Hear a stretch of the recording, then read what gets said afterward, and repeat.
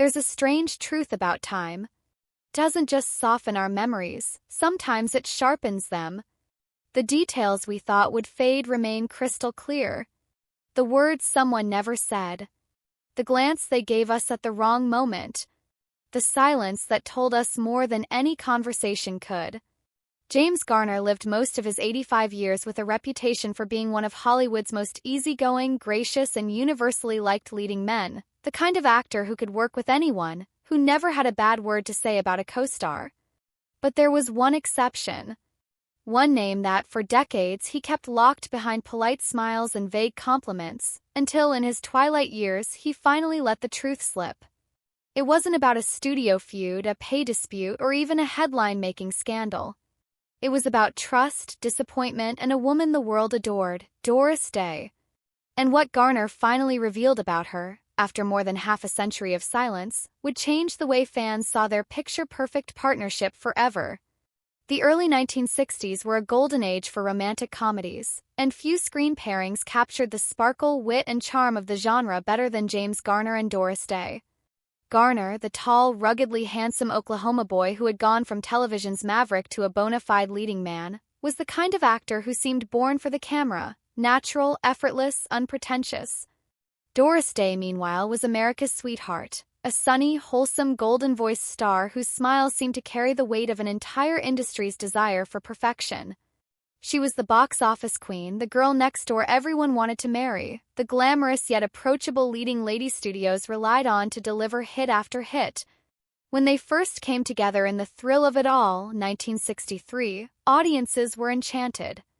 Garner's sly, masculine charm played perfectly against Day's effervescent warmth. Their flirtatious banter and sparkling chemistry seemed as real as any off-screen romance. The film was a commercial triumph, so naturally Hollywood tried again. A year later, they reunited for Move Over, Darling, another romantic farce that had the same magic, on screen at least. In the public eye, they were a perfect match, glamorous yet relatable, sophisticated yet playful. The studio publicity machine doubled down, arranging joint interviews, playful photo shoots, and carefully crafted stories of their easy camaraderie. But behind the scenes, things weren't quite so simple. Garner would later hint, very carefully, that working with Day wasn't the effortless experience the public imagined. He respected her talent. He admired her professionalism. But he noticed things, little patterns of behavior, moments of calculated charm. And in his private journals, he recorded observations that were far less flattering than anything he'd say to a reporter. One entry in particular stood out. She knows how to get what she wants, and she knows when to play innocent. That is the dangerous part. It wasn't bitterness. It wasn't gossip. It was the quiet note of a man who had seen behind the curtain and hadn't quite liked what he found. There was a turning point. It came during the filming of Move Over, Darling. The script called for a slapstick bathroom scene, nothing unusual for the genre. Garner, known for doing many of his own stunts, insisted on performing it himself. It was a simple setup, a slippery floor, a mistimed step, and a comedic fall into a bathtub. But comedy has a cruel way of turning dangerous in an instant. On one take, Garner slipped harder than intended. He landed awkwardly, tearing ligaments and dislocating his shoulder. Pain was immediate, sharp, and immobilizing. Cameras stopped. Crew members rushed in. And that's when it happened, the moment Garner never forgot. He looked to his co-star and saw Doris Day standing still. No rush to his side. No hand reaching out. Just watching. Some crew members claimed she turned away. Others said she simply froze. But Garner remembered it as something colder, an almost detached stillness. I was lying on the floor in pain, unable to move my shoulder, he would later write. And I remember looking up and seeing Doris just standing there. Nothing in her eyes, no concern, no reaction. That told me more than words ever could.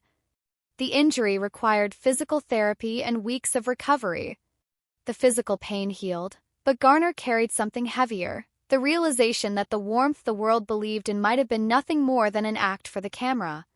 Still, he didn't confront her. He kept things civil. They finished the film. They smiled for the press. But from that moment on, something between them had shifted permanently. Then came the second blow. Months later, studios prepared to reunite the duo for a third film.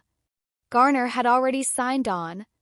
He'd even personally championed Day for the role. And then, without warning, she pulled out. No phone call. No explanation. Just a quiet withdrawal. Rumors swirled that she'd taken a more lucrative offer elsewhere, that she wanted a break from romantic comedies, that she simply didn't want to work with him again. Garner never knew for sure. What he did know was that he felt blindsided and humiliated. From then on, he quietly declined any project with her name attached. If you were in his place, injured on set, then left behind without explanation, what would you have done? Would you have spoken up or kept the silence like Garner did? Share your thoughts in the comments. I'm curious to know what you think. The final insult, at least in Garner's eyes, came years later when Doris Day published her autobiography in 1976. It was a warm, best-selling memoir, filled with charming anecdotes and candid stories about her life, her marriages, and her famous co-stars. She spoke at length about Rock Hudson, Cary Grant, and others she'd worked with only once. Garner? A few polite sentences. No stories. No shared memories. No acknowledgement of their two major films together beyond the bare facts. For Garner, it was a glaring omission, and it stung. Not because he wanted flattery, but because he valued honesty. To him, the omission felt deliberate, as if she had erased him from her story altogether. When his own autobiography came out decades later, Garner didn't erase her. He dedicated a full chapter to their work together. It wasn't cruel, but it was blunt. He described their on-screen chemistry as genuine, and their off-screen relationship as polite but distant. Something about her, he wrote, had always felt slightly off. Two accounts. Two truths. And a silence in between that no one could quite explain. For decades, Garner kept that silence. Friends and colleagues noticed that whenever Doris Day's name came up, his expression would change, not angry, just guarded. Some whispered theories of a personal falling out. Others believed it was purely professional. But Garner never said. Till at 85 years old, in a quiet interview, he finally did. The conversation had been a gentle look back on his career, his TV days, his films, the co-stars he'd cherished. Then the interviewer casually mentioned Doris Day. Garner paused, then sighed. I never truly forgave her. He didn't say it with bitterness. There was no edge in his voice, just sadness.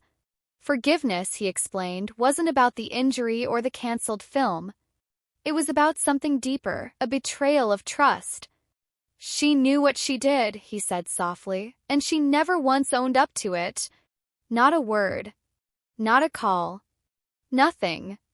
We had a chance to be something great, not just on screen, but maybe even off it. But she closed that door, and I never got to ask why. The admission surprised everyone, not because it was harsh, but because it was so human. This wasn't the drama of a Hollywood feud. It was the quiet ache of a door closed too soon, of a friendship, maybe even something more, that never had the chance to grow. Doris Day never responded to those words. By then, she had long retreated from public life, focusing on her animal foundation and avoiding the spotlight. When she passed in 2019, the world mourned her as a radiant, untouchable icon. Garner had already been gone for 5 years. Whatever might have been said between them was lost forever. In the end, their legacy remains twofold. On screen, the perfect romantic comedy couple. Off-screen, a story of silence, disappointment, and unresolved questions. Maybe that's why their films still hold such strange power. You can watch the thrill of it all or move over, darling, and see the sparkle, the timing, the magic. But if you look closely, in certain moments between certain lines, you might catch a flicker of something else. A distance. A truth neither of them ever fully spoke. In classic Hollywood, not every story ends with a happy fade-out. Some end with the credits rolling over unanswered questions. And perhaps that's why we still talk about James Garner and Doris Day, not just because of what they gave us, but because of what they didn't. Sometimes the most human part of a story is the silence it leaves behind. If you want more honest human stories from behind the spotlight, subscribe and stay tuned.